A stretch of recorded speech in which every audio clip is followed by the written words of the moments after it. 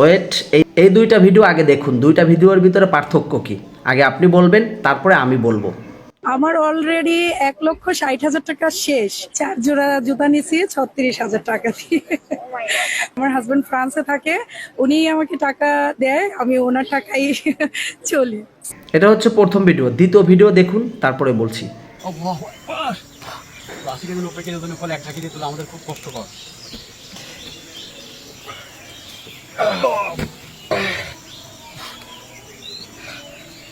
Allah, Allahu Akbar. Allahu Akbar. Like দিবেন সবাই। দুইটা ভিডিওর ভিতর পার্থক্য খুঁজে পেয়েছেন? স্বামী প্রবাসে থেকে মাথার ঘাম পায়ে ফেলে টাকা উপার্জন করে, আর দেশে বসে স্ত্রীরা ফুটানি করে। চশমা চোখে দিয়ে 1,60,000 টাকার মার্কেট অলরেডি করে ফেলছে। তাকে যদি একদিন রোদ্রে ছেড়ে দেওয়া হয়, সে বুঝবে যে টাকা উপার্জন করা কতটা কষ্টের। যাই হোক, এরকম বেহুদা অপচয় কেউ টাকা খরচ করেন না। এমন অনেক মহিলা আছে প্রবাসে থেকে যদি টাকাও না দেয় তাদেরকে ব্ল্যাকমেল করা হয়। সেই ধরনের মহিলার ভিতর এই মহিলা।